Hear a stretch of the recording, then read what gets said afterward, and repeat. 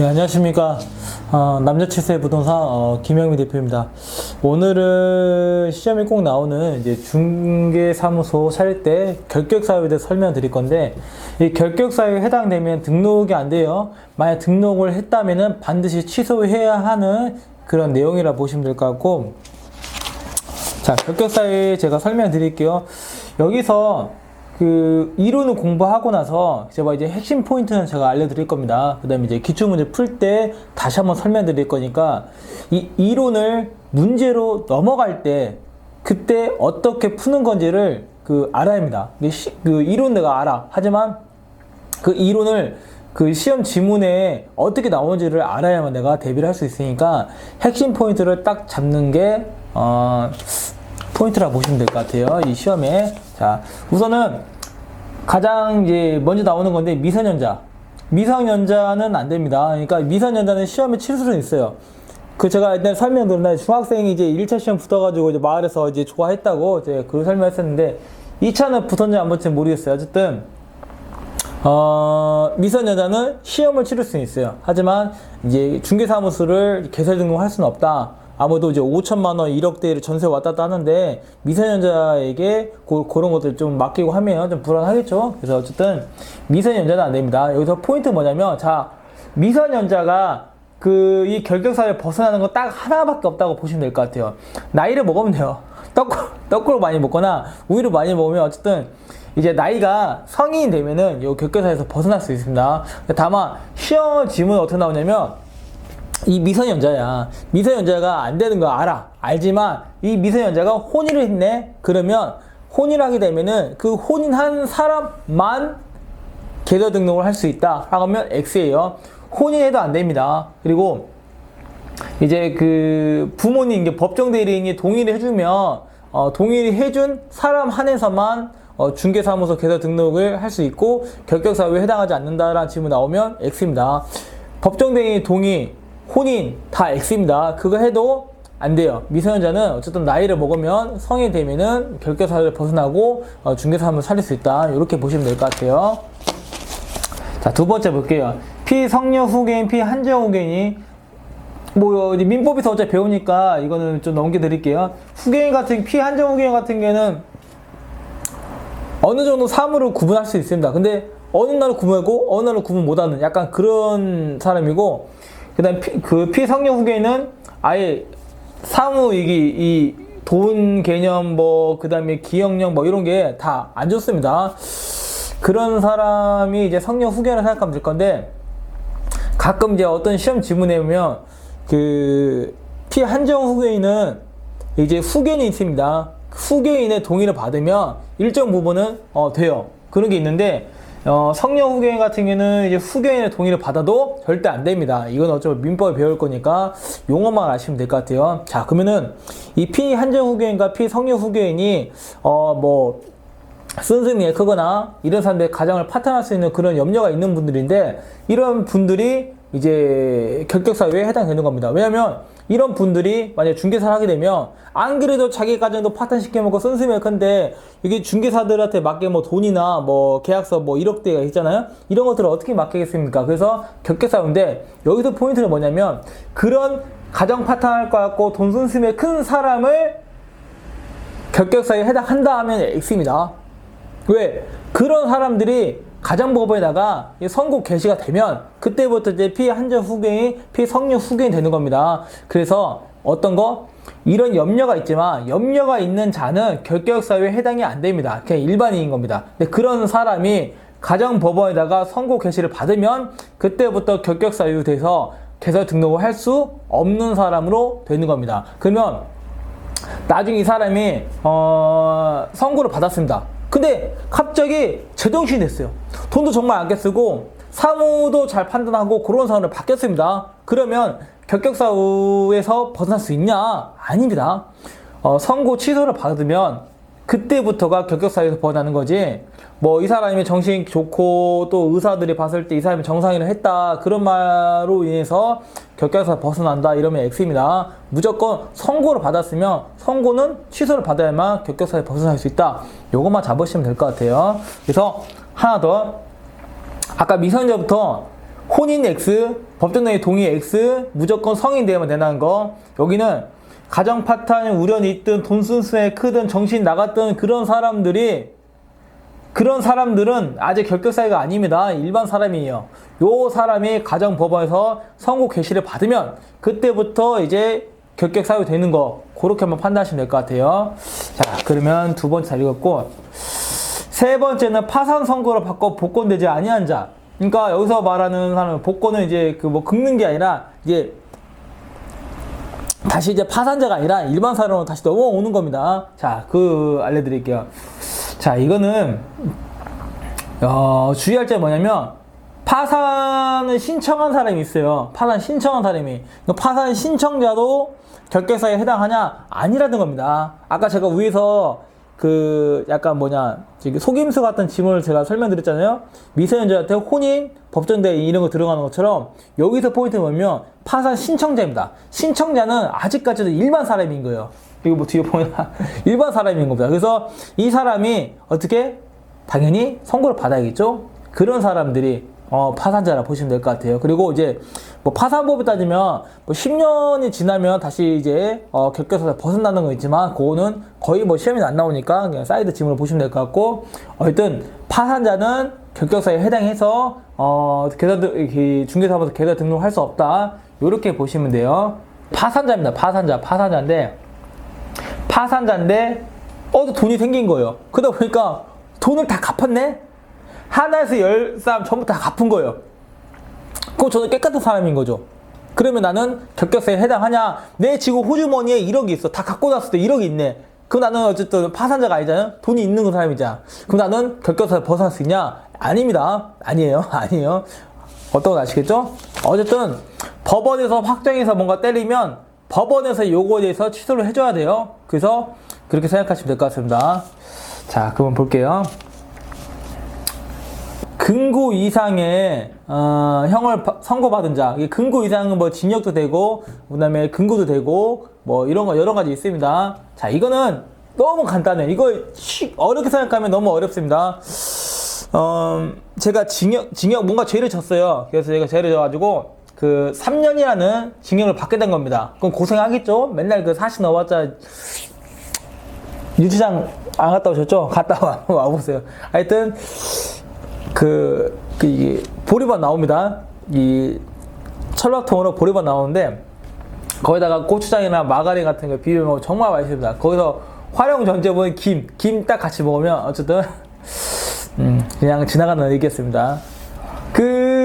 이제 제가 3년을 받았습니다. 3년 받으면 3년이라는 것을 채웠으면 그때부터 결격사유 벗어나는 게 아니라, 자, 징역 3년을 채우고 그때부터 3년이 경과가 되면 저도 결격사유에서 벗어나서 계좌 등록할 수 있습니다. 만약 3년을 제가 못 채웠다, 그럼 저는 아직까지도 결격사유, 그러면은 3년이라는 것을 징역을 받았으니까 3년 채우고 그 다음에 또 3년, 그러면 6년이죠? 그럼 합이 3년, 6년이면 결격사유 벗어나는 건데, 3년 채우고 아직 2년 채웠습니다. 그러면 아직도 저는 결격사유 있는 거죠? 이렇게 보시면 돼요.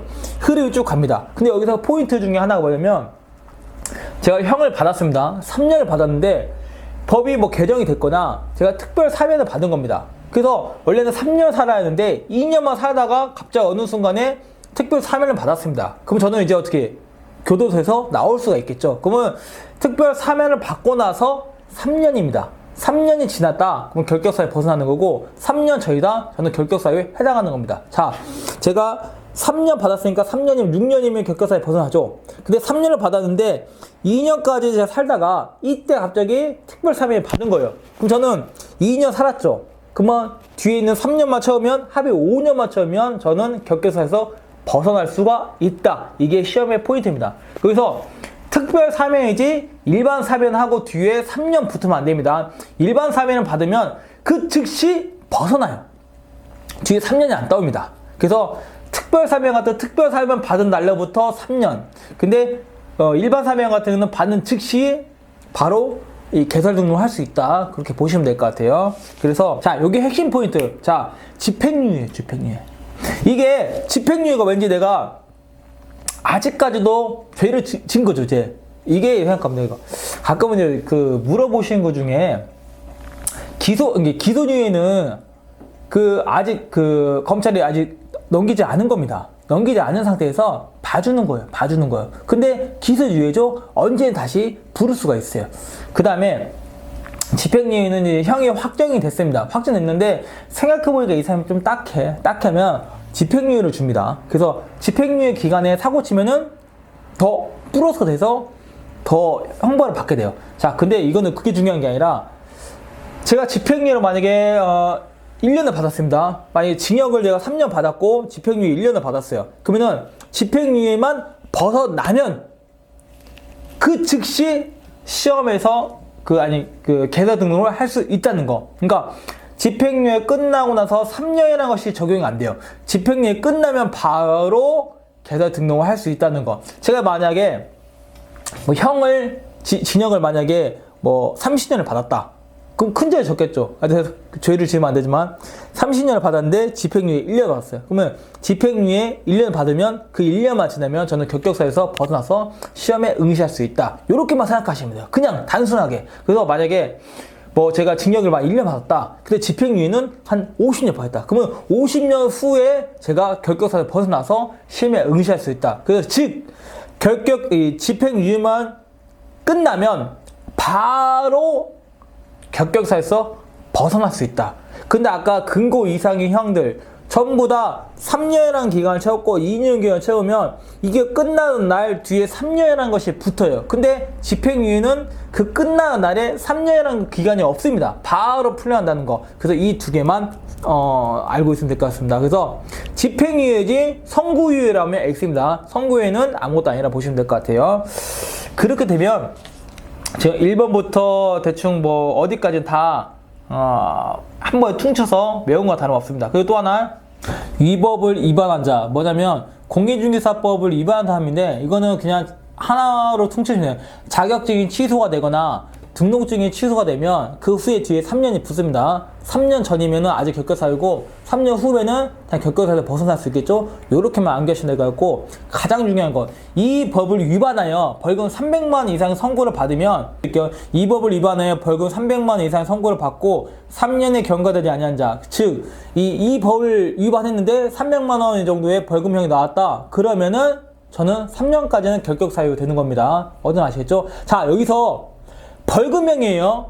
300만원 과태료 나오면 X입니다. 과태료는 아무것도 아니에요. 이렇게 내시면 돼요. 벌금형이 중요한 겁니다. 어떤 아시겠죠? 그래서 이 법을 위반해야 하는데 도로교통법 어쩌고저쩌고 아닙니다. 이 법을 위반해서 벌금 300만원이 나와야 돼요. 이 법 도로교통법 아니면은 무슨 법 아니라 이 법을 위반해서 300만원 정도 벌금이 나와야 하는 거, 그거만 체크하시면 될 것 같아요.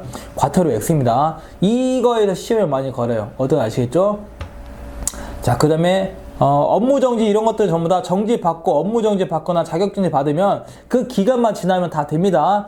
그래서 업무정지 받은 뒤에 3년 나왔다 X. 어떤 아시겠죠? 업무정지 기간만 벗어나는데 만약 개인 중에 업무정지 받은 사람이 있어요. 이 사람을 해소를 시켜야 하는데 안 했다. 그러면 업무가 정지가 당합니다. 그 사람 때문에. 근데 법인이 만약에 그 사람이 2개월까지 해소를 안 했다. 그러면은 등록증이 취소됩니다. 취소될 수가 있다가 아니라 취소해야 한다. 무조건 절대적으로 취소 사유니까 거기만 조심하면 될 것 같습니다. 그래서 개인보다는 법인이 처벌이 좀 세다. 이렇게만 보시면 될 것 같아요. 그러면 결격 사유는 제가 전부 다 푼 것 같아요. 자, 그 다음에 말했던 이제 미성년자, 그 다음에 아까 징역형 나왔잖아요. 금고 나오고 집행유예 나왔잖아요. 그거. 그 다음에 아까 밑에 봤던 이제 이 법을 위반했을 때 그거 벌금형 300인데 과태료를 변경시키는 거, 그 세 개 파트가 시험에서 자주 나온다 보시면 될 것 같아요. 그리고 등록이 취소된 후에 3년이라는 결격 사유가 적용이 안 되는 겁니다. 이거는 시험에 나올 수도 있고 안 나올 수도 있는데 알아두세요. 요즘에 하도 예전에 나왔던 문제들이 많다 보니까 좀 변형해서 나오는 문제들이 있다 보니까 알아두세요. 사망 같은 경우는 뒤에 3년이 붙을 수가 없어요. 돌아가셨는데 너 돌아가고 나서 너 3년 후에 지나야 돼. 3년까지 격격사유야. 이렇게 말하는 게 일치가 안 맞잖아요. 그래서 사망은 3년은 격격사유 적용되지 않는다. 해산은 똑같습니다. 그 순간 다 끝나면 끝나는 거니까. 등록 기준의 미달 이런 거는 등록 자체를 한 적이 없기 때문에 3년이라는 기간이 따라올 필요가 없습니다. 그렇게만 보시면 될 것 같아요.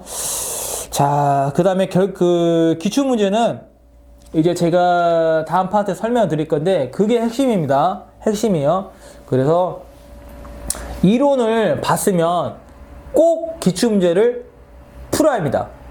왜 푸냐면, 용어가 지문으로 나왔을 때는 우리가 알고 있는 거는 좀 다르게 나와요. 근데 그 핵심 지문 나왔을 때는 꼭 문제가 되는 포인트가 있어요. 요거는 거의 확률적으로 50% 이상은 다 그렇게 나옵니다. 어떤 아시겠죠? 이 법을 위반 어쩌했을 때 뭘 봐냐?